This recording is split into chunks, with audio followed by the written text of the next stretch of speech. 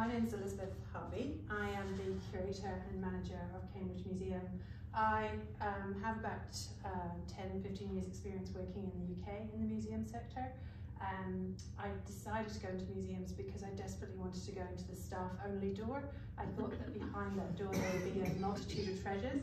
What you'll find as we talk through this topic today is that actually there's a lot of very elevated housekeeping, but I still feel very honoured to do it because with every object and every document that comes in my hands, it has its own whakapapa, its own story. And so while at Cambridge, I've actually been able to look after many objects and that just give us insights to people who've lived here from earliest times to the present day. The museum itself, the Historical Society, has existed since 1956. This is an example of our gallery space in the 1960s when we were actually put in the Leamington Power Station. If you come into the museum today, you'll notice that some of the objects and some of the display cases are still existent, although the interpretation, I'm delighted to say, is just getting a refresh at the moment. So please do come in when we next open. If you do want to become a friend of the museum, I strongly urge you to. It's $20 a year, and it means that you get invited to lots of events and special speakers, and also working bees where you too can also become very hands-on with the collection and learn new skills as you go forward. I'll start off with this picture, which to me is very exciting. It might seem like everyone's worst nightmare. I mean, it seems like a lot of objects just piled up in the middle of nowhere, and if you're looking at it from a preservation perspective, there are some quite significant red flags here. What I'll start doing is unpicking those for you. What I start doing whenever I go into a museum space or in looking at any objects is thinking of it within the three systems of space, storage and stories, and that's how I'm going to break up the presentation today. So first of all, space. What I'm about to tell you is like the optimum way of looking after a family heirloom. I do recognise that every situation is different. If you can't accommodate all of these things, just accommodating one thing is better than doing nothing. So as I go through these things, please don't panic. Please also, if there are any questions, ask me and I'll extend on what I'm talking about or perhaps give alternatives. But what I'm doing here is just giving you the sort of the quick overview. So interrupt me whenever you have a question. So when you're thinking about the environmental space of where you're keeping a family heirloom, make sure you keep it out of a shed, a basement, a garage, or an attic or a barn. These places are usually quite damp and quite cold. And what we're looking for is something with a cooler, dry, and a really stable environment. Objects are at their most stress if the environment temperatures go up and down. So anything that is in a situation which is not kept at a steady temperature the objects are going to contract, expand. The water content in that object in paper or plastic or anything like that is going to cause some kind of decay. So the more stable you can have an environment, the better. Keep it well ventilated and try and ensure that you're looking, as you look around, that you're keeping away from risks. And one very relevant one, particularly with what's been happening this year, is flooding. Make sure that you keep all items elevated. A good example is if you've got a storage cupboard in your bedroom, make sure it's in, not necessarily in the attic, but in the top drawer so that you can make sure it's not covered by water. So not in suitcases under the bed is basically what I'm telling you. If you have some dresses, linen or quilts that you want to look after, we strongly recommend you keep them out of the light. It is the light that does the most significant damage. Quite often I read in magazines, if they have sort of the top 5 ways of looking after family heirlooms, particularly if it's written in America, they quite often talk about how quilts are best kept on the beds of spare bedrooms, which is true in the fact that you're not obviously going to have, they're not going to be folded, which can also be a significant thing. But if you're going to do that, make sure it's for 3 months and then put it away for a period of time and then bring it out again. I recognise that any object really, its personality is with the people around it. You don't want to stop people enjoying these things. They don't need to be sort of stored away forever. So actually it is quite nice to have them around. If you have an outfit, well, for example, we have a couple of wedding dresses in our collection that have been worn by multiple members of the family. If you too want to wear a dress that perhaps belongs to somebody in your, that you inherited from a family member, please don't take them to the dry cleaners. They are, it's not the best way for them to be cleaned. Hand wash them yourself using things like Lux, which is non-acidic powder. So whenever I say these things, I recognise there's a balance between looking after it and still keeping the personality of the object itself. Pest control is quite significant. Silverfish is a really significant problem. You need to just keep an eye on it, keep it, if you're in at the right place, then they should, you know, dry, cool area, there shouldn't be too much problem, just keep your eye on them. Moths as well. Really, again, just making sure, just going and checking those objects on a routine basis just to keep them safe. We recommend cleaning them with, this is a basic shaving brush with really soft bristles. Just brushing it actually is the best way to make sure that they're clean and doesn't put any stress anywhere. So moving on to storage now. I have a number of boxes here, here and here. These are acid-free boxes that you can source from conservation supplies in, I think they're in Wellington. Jo's got an example here of one of her family photograph albums that have been kept in a box, beautifully kept inside. Can I open it up? Is that right? So there's support for the box inside. But we get these flat packed and we put all kinds of things in there. So we'll have documents in there, we'll have porcelain in there. It's just a really good way of making sure that they're safe and not near any materials that are going to damage them.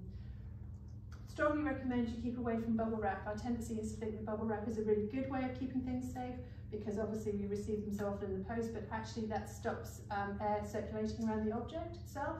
So I would recommend using tissue paper and just scrumpling it up to give you the same protection around the object. If you have books in your collection, organise them by height and then they start supporting one another, unless they're really big tomes like this, and then you want them flat, because then they're not sort of, the weight isn't going to cause any damage. And again, if you've got books, it's always good to sort of dust the top of them so that the dust doesn't trickle into the pages. I've not always been a genealogist. My parents were the genealogists and I just used to race around doing all the research for them because I was in Hamilton, they were in Whakatane, and when each of them died I inherited their box of stuff. And thinking of my parents, who were both very organised people, I expected when I lifted up the lid it was all going to be beautifully presented, but no, it wasn't. It was stuffed full of bits of paper. Not in any order and not in any container. I inherited these two boxes. And so they sat and they shifted house with me several times. 2008 was when my mum died.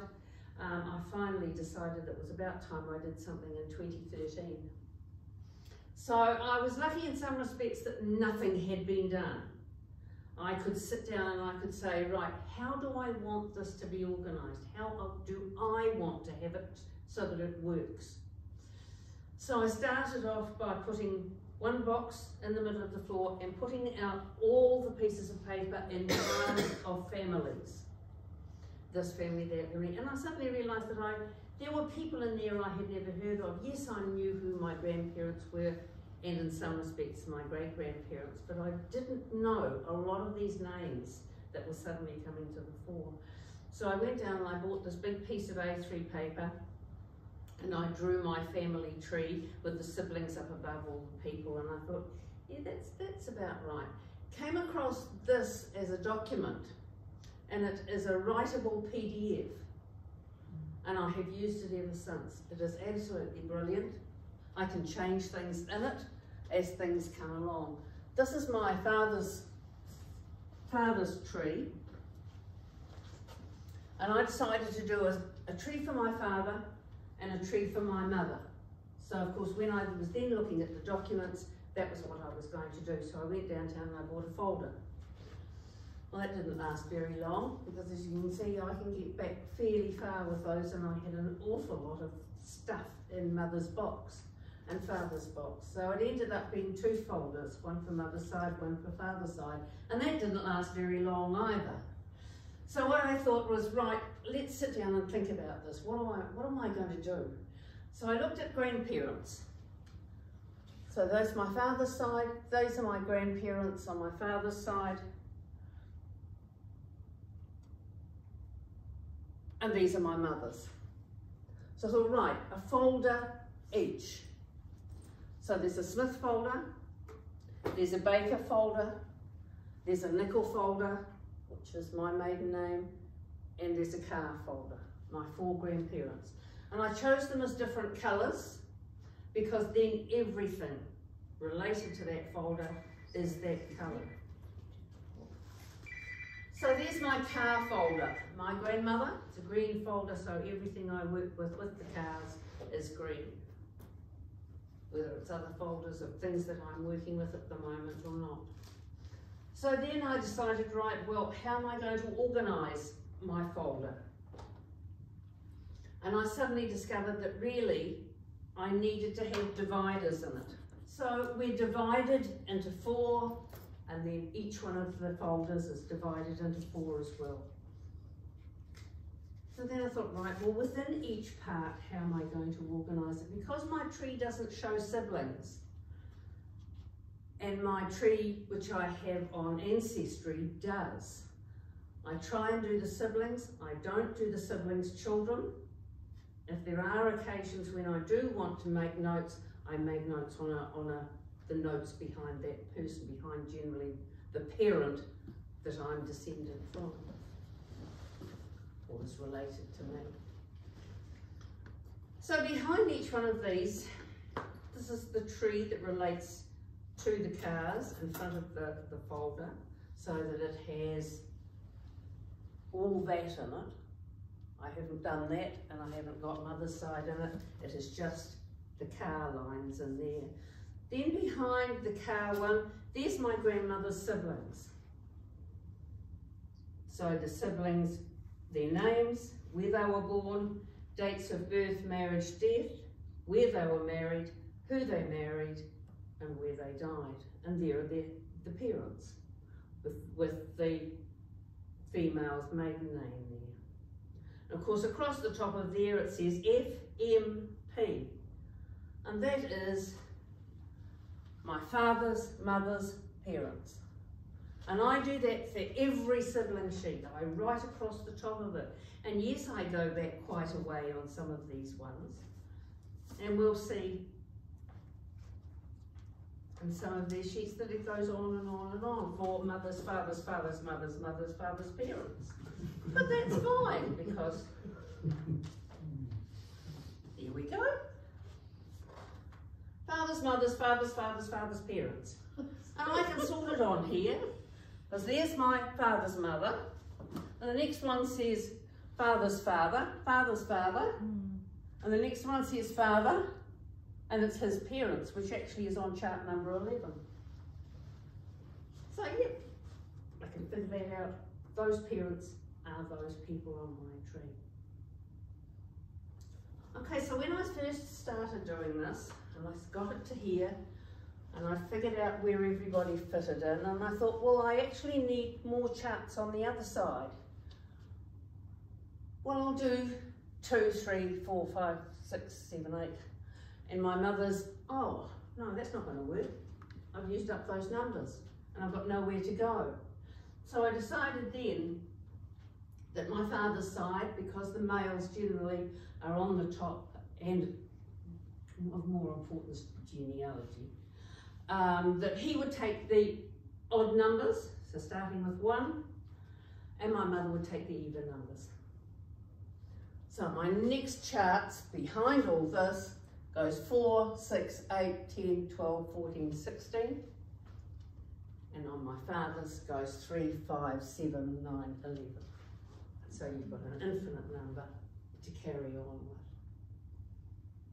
Okay, so it does work. Behind the sibling sheet comes all the information that I have gathered, or stories, or certificates, or whatever, on those siblings. And I start with the eldest one, which is at the top, and he will be the one that's right behind it. And going through all of those, all the way down. The only time that we have a change is when a female marries. So that when Lulu married my grandfather, Henry Arnott Nicol, from the marriage, she is now in the Nicol folder. She has changed her name to Nicol. There are Nicol children, so they have to be in the Nicol folder.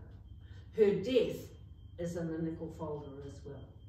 The marriage I have put in both. I've got a copy of each, so that you can see then who she's married and where the next folder will be, where the rest of her story is. But the birth certificate is in that one. Birth certificate will be in this one. But if a sibling, a female sibling marries, No, it just stays there. it just stays It just stays there because I don't have their folder in my tree. Yeah. Okay, so that is the way that I organise my papers. I have very few originals, so marriage certificates there, yeah, it's one of those huge ones. It is only a copy, and I don't mind putting holes in copies. So they are just the copies in there. But now I've got to admit to something. When I'd done those 4 folders, I thought, where are my parents? Well, he's a Nicol. He's the product of these 2 here. And so, and I then thought, well, where am I? I'm not kind of between the 2 of them, and I thought, no, right, we have to have a folder. So there we go. So there's Jilly, the parents and the siblings. That's where they go. And I've got 4 dividers. So there's me, Jilly, Harry, which is my father, Dulcie, which is my mother, and then my siblings, and there are actually my half siblings, so that there's an extra bit in there as well, because my mother was married twice. Now I've got to own up in here that I have got something terrible, absolutely dreadful, especially regarding conservation. And it is the use of plastic folders. Now fortunately, this is fairly new, the information that's in there. They're actually my school reports from Primafore all the way up to 6th form. So I am going to do away with this folder.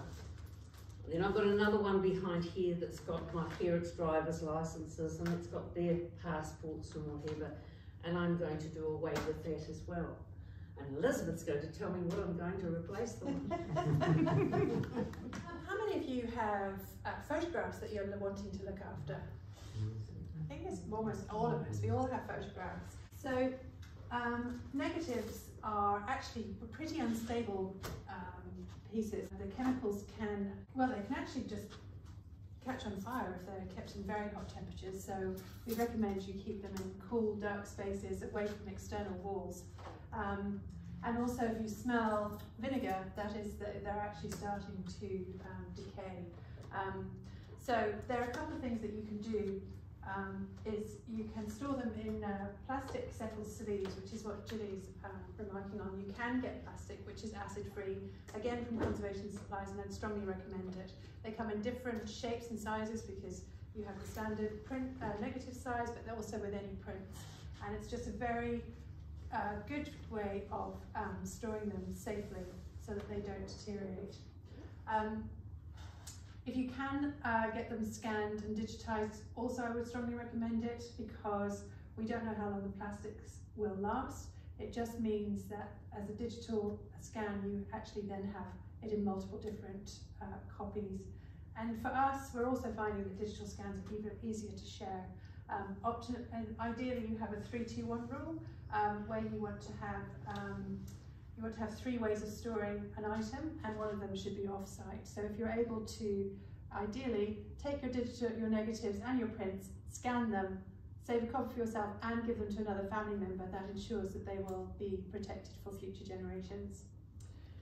If you do have prints, Make sure you don't write on them in pen on the back.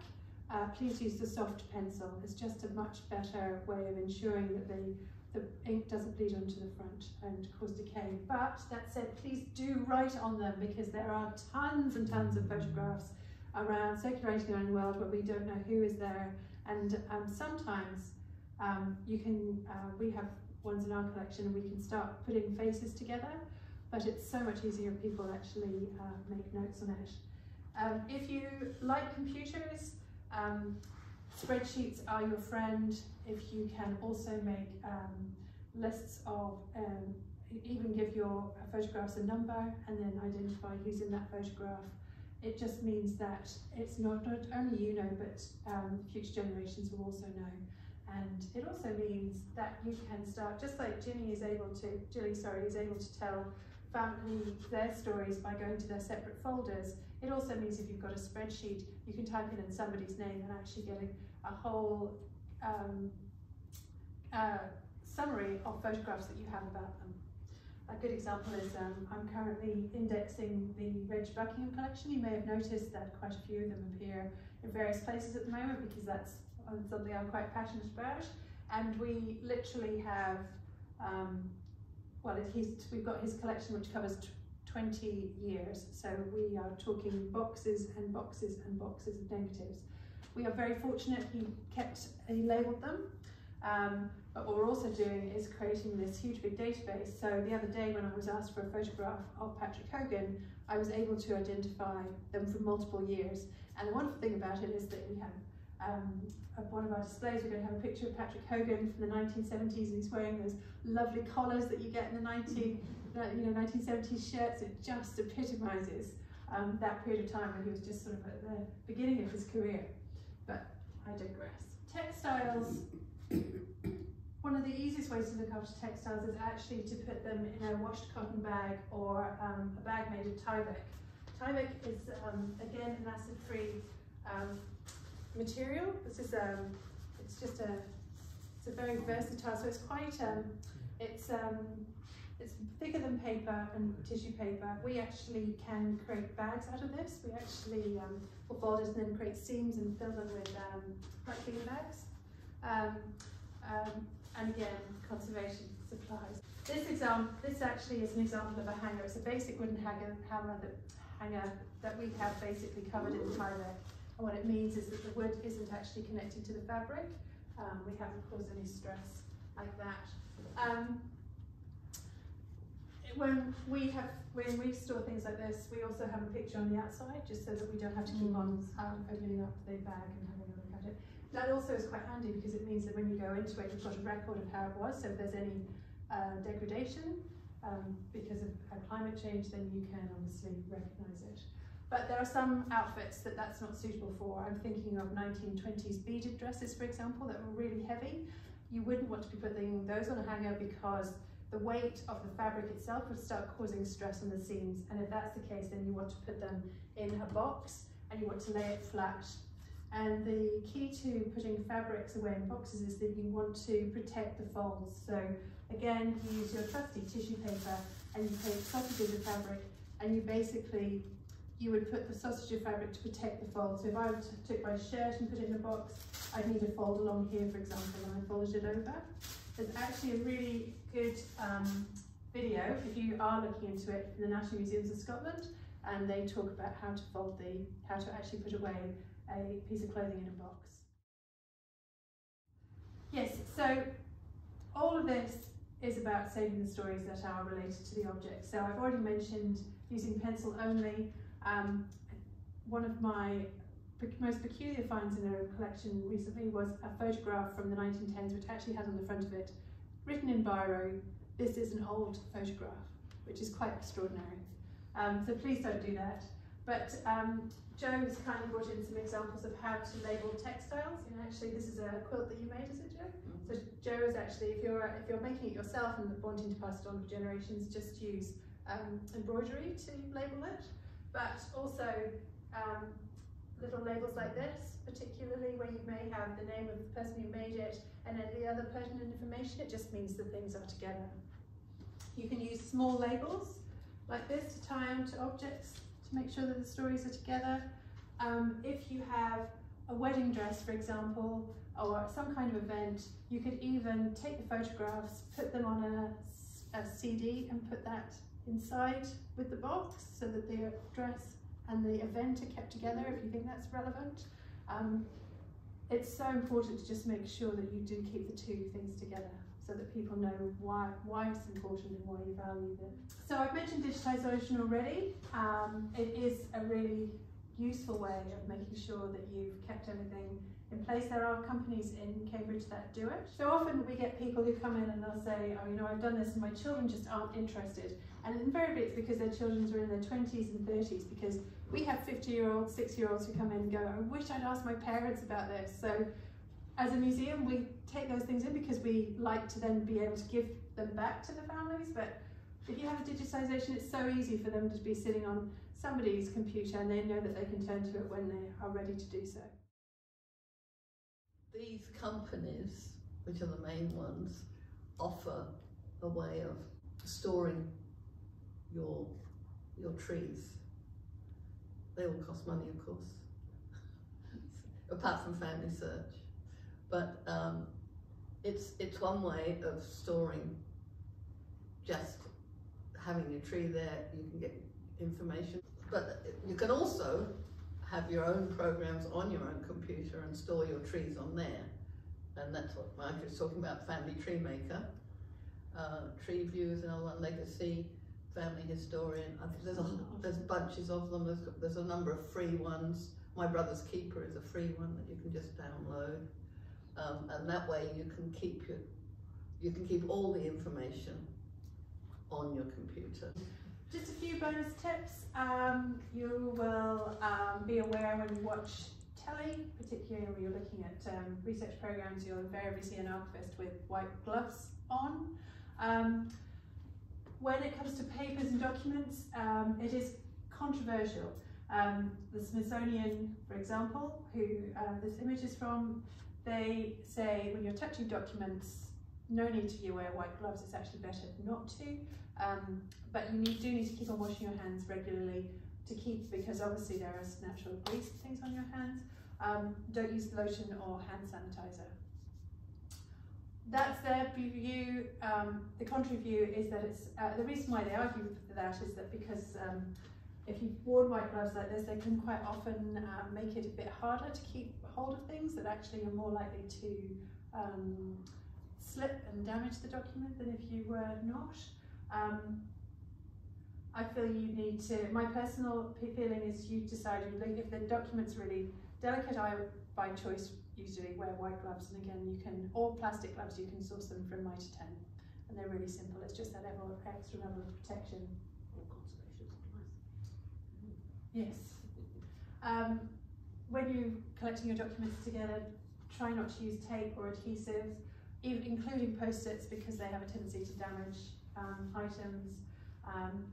And keep fragile items on a support if you want. This is something that we use when we get large books out. It's just a bag filled with, it's just basically a bean bag, but it's a good thing for documents if you're books like that. It just protects their spine.